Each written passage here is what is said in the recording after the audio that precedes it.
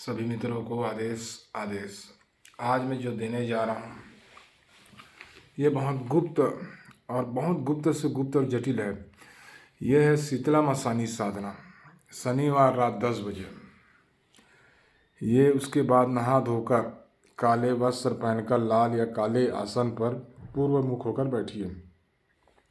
बैठने से पहले तांबे के लोटे में 2 लौंग, 1 इलायची, थोड़ी शक्कर डालकर नीम के पेड़ पर डालना है।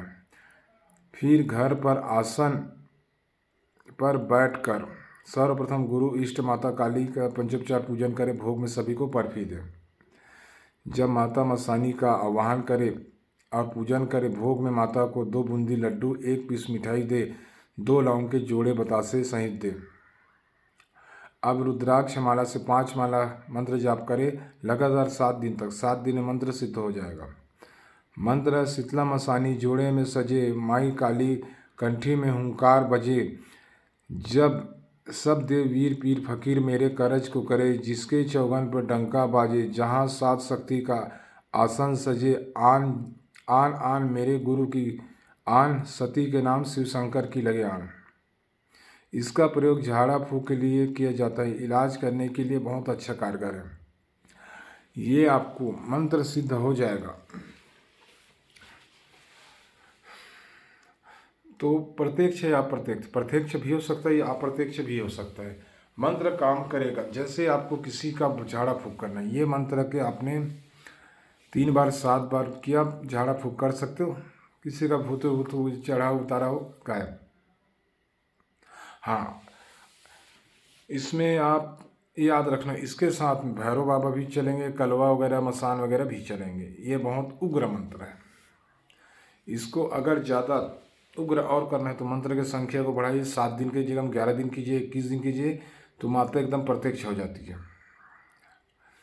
और एक चीज़ याद रखना, मंत्र चाहे कोई भी हो, मंत्र चाहे कोई भी हो, ये सबसे पहले आपके ऊपर डिपेंड करता है कि आप कौन सा क्या कैसा कर रहे हो।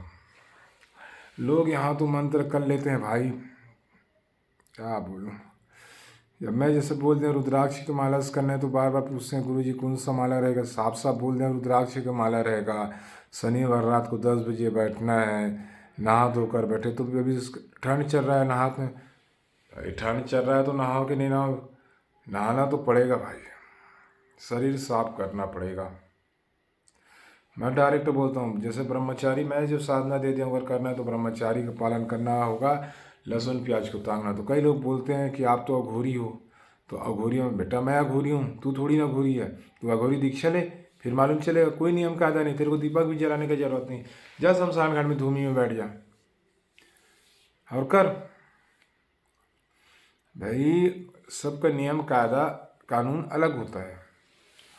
आप कर रहे हो किसी और चीज़ का, जैसे काला आसन लगा लिए और मंत्र जप रहे हो अब काली माता का, और कर रहे हो सिद्धि अब बजरंग बली का, ऐसा थोड़ी ना होगा। जिसका कर रहे हो उसकी शक्ति को भी परखना पड़ता है। आपको मंदिर भी जाना पड़ता है कि इस मंदिर में जाकर उसको पहले इनवाइट करें, यानी कि न्योता दे कि माता जी मैं आपका साधना उठा रहा हूँ इतने दिन के, तो आप मेरे साथ चलिए, वहाँ से मिट्टी ले आइए, तिलक ले आइए, जो भी सामान आपको मिलने ले आइए अपने घर, उसको पूजा के स्थान में रखिए, उसका भी पूजा कीजिए।